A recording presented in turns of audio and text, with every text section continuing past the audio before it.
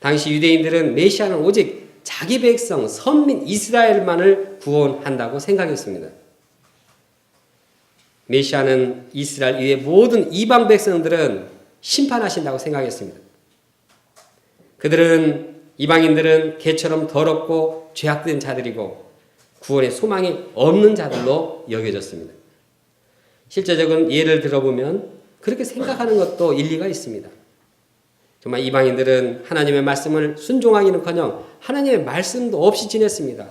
그들은 무엇이 깨끗하고 무엇이 더러운지 구별하지 않고 아주 더러운 생활을 했습니다. 그들은 제사하러 이제 가서 헛된 우상을 숭배했습니다. 성전에 가서 수천 명의 이 여사제들과 성적인 관계를 맺었습니다. 성전에 있는 수천 명의 여사제는 창녀와 같았습니다. 성전에 가장 거룩해야 할 곳이 도덕적으로 문란했습니다. 이러한 일을 벌어지는 거 보면 다른 것은 말할 필요도 없습니다. 이스라엘 백성이 구약시대에 하나님께서 죄악된 이방 백성을 진멸했듯이 메시아가 오시면 모든 이방인들을 다 심판하실 것으로 생각했습니다. 거기다가 예수님께서 그녀에게 나는 이스라엘의 집 잃어버린 양 외에는 다른 데로 보내심을 받지 아니하노라고 말씀하셨습니다. 예수님께서도 이스라엘 백성만 돕겠다고 하셨습니다. 나 이방인은 모른다. 그리고 이제 자녀의 떡을 취해서 개들에게 던지는 것이 마땅치 않다고 말씀하셨습니다. 개와 같은 이방인들에게는 은혜를 베푸는 것이 옳지 않다는 것입니다. 이런 상황에서 이방 여인이 예수님을 자기들의 메시아, 이방인들의 메시아로 받아들이는 것이 쉽지 않았습니다. 아무도 그렇게 말하는 사람이 없었기 때문입니다. 그러나 이방 여인은 예수님을 이방인의 메시아가 되심을 믿었습니다. 예수님께서 여인의 간청을 잠시 침묵했을지라도 자신의 그 간청을 들어주실 것을 믿었습니다. 예수님께서 잠시 못 들은 척 하시고 속마음을 감추었을 것이라고 생각했습니다. 예수님은 자녀들을 사랑할 뿐만 아니라 개들도 피조물인 모든 생물을 다 사랑하실 것을 믿었습니다. 메시아이신 예수님은 개와 같은 이방인들도 다 사랑할 것을 믿었습니다. 비록 자신이 이방인으로서 죄악되게 살았다 할지라도 예수님은 모든 죄인들을 다 사랑으로 받아주실 것을 믿었습니다. 이것이 그 시대에는 아무도 생각하지 못한 믿음이었습니다. 그래서 예수님은 그의 믿음을 인정해 주셨습니다. 내 믿음이 크도다. 여인의 믿음, 우리가 어떤 죄인도 구원하시는 어떤 흉악한 죄인, 다른 사람은 저 사람은 안 된다. 다른 사람은 저 사람, 다른 사람 몰라도 저 사람은 안 된다. 이렇게 생각하는 그런 분위기 가운데서도 예수님은 모든 사람, 어떤 흉악한 자라도 다 구원하신다는 그 믿음을 귀히 여기십니다. 존 뉴턴은 6살 때 어머니를 잃었습니다. 존 뉴턴은 아주 그 일대기가 굉장히 죄악됩니다. 6살 때 어머니를 잃고 이제 아버지가 재혼을 했는데 재혼을 하고 난 뒤에 마음이 삐뚤어졌습니다. 아버지가 뱃사람이라서 배를 타고 갔는데 이제 배를 타고 다니면서 아주 거칠었습니다. 그러다가 이제 이 동료들이 많이 죽고 또 선원들이 많이 죽었는데도 하나님의 보호하신 가운데 뉴턴은 살아남았습니다.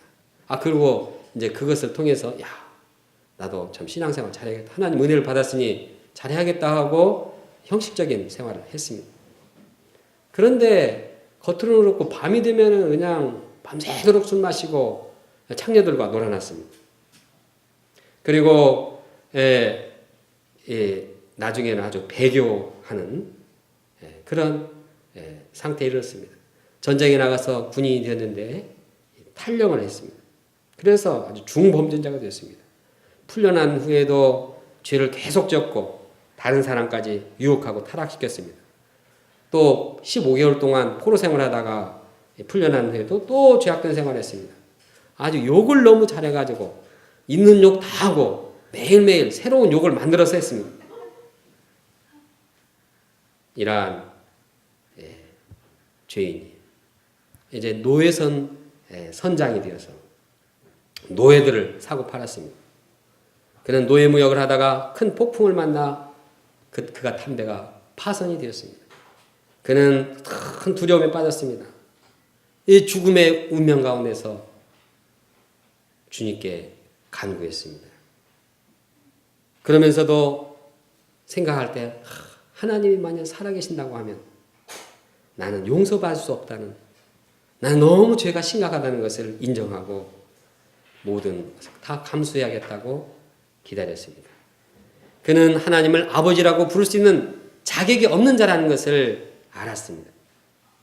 그래도 그는 믿음을 가지고 기도했습니다. 그의 기도는 까마귀 울음소리와 같이 흐느적거렸습니다. 제대로 말도 못했습니다. 주님은 믿음으로 나온 그의 기도를 받으시고 그를 구원해 주셨습니다. 이 일을 통해서 그는 어떤 흉악한 죄인이라도 믿음으로만 나올 때 주님께서 그를 받으시고 그의 심령을 새롭게 하신 분임을 영접했습니다.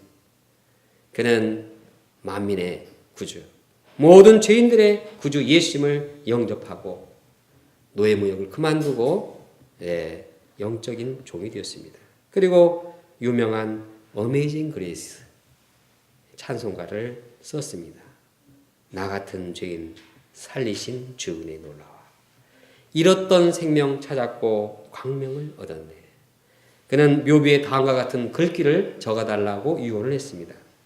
한때 이교도였으며 탕자였고 아프리카 노예상이었던 존 뉴턴은 우리 주 예수 그리스도의 풍성한 긍휼로 말미암아 용서받고 크게 변화되어 성직자가 되었으며 자신이 그토록 오랫동안 부인했던 그 믿음을 전파하며 교회에서 43년을 봉사했다. 이처럼 아무리 비천하고 추악하고 흉악한 범죄 투성이인 죄인일지라 할지라도 메시아 되신 예수님을 믿음으로 나갈 때 예수님께서는 구원해 주시는 분입니다. 예수님은 선민의 이스라엘만이 아니라 예수님은 이방인의 메시아시오 모든 죄인, 흉악한 죄인들의 구원자가 되십니다. 예수님께서는 어떠한 죄인도 구원해 주셨다는 믿음을 가지고 나가는 자를 귀하게 여기십니다. 우리도 죄로 인해서 하나님의 진노를 받아 죽을 수밖에 없는 이방인들이었습니다. 그러나 메시아 되신 예수님을 믿음으로 구원을 받게 되었습니다. 그런데 또 이 구원을 받는데도 불구하고 또 영적인 사명을 떠나서 과거의 죄악된 습관에 빠지는 그런 자들입니다. 토한 음식을 다시 집어서 먹는 개와 같은 이러한 참 존재들입니다. 이런 자신을 보면 참 너무나 부끄럽고 자신이 싫어집니다. 예수님 앞에 머리를 들고 나가기가 어렵습니다. 또 다른 사람들이 나를 정죄한다고 생각이 듭니다. 그러나 이런 가운데서도 예수님께서는 어떤 죄인도 구원해 주시는 그 메시아이심을 믿어야 합니다. 예수님 우리가 아무리 흉악한 죄를 반복해서 짓다 할지라도 믿음으로 나올 때 그 믿음을 귀히 여기십니다. 그리고 우리의 모든 죄를 씻어주시고 그를 축복해 주십니다. 예수님은 믿음을 축복해 주시는 분입니다. 둘째, 그는 예수님께서 주시는 부스러기만으로도 딸이 구원을 얻을 것을 믿었습니다. 이 여인은 예수님께 자녀에게 주는 떡을 요구하지 않았습니다. 떡 안 주셔도 괜찮습니다. 단지 자녀의 상에서 떨어지는 부스러기만 있어도 좋았습니다. 그것만 있어도 흉악한 이 귀신 들린 딸을 구원할 수 있다고 믿었습니다. 예수님의 부스러기 같은 그 은혜만 있으면 아무도 해결할 수 없는 심각한 문제를 해결할 수 있다고 믿었습니다. 예수님의 부스러기 은혜만 있으면 귀신 들린 딸이 예수님의 계신 그 현장에 없어도 괜찮았습니다. 부스러기 은혜만 있으면 공간을 초월해서 역사하는 능력이 있음을 믿었습니다. 이 여인은 예수님의 엄청난 능력을 믿었습니다. 그래서 예수님은 그녀의 믿음을 인정하셨습니다.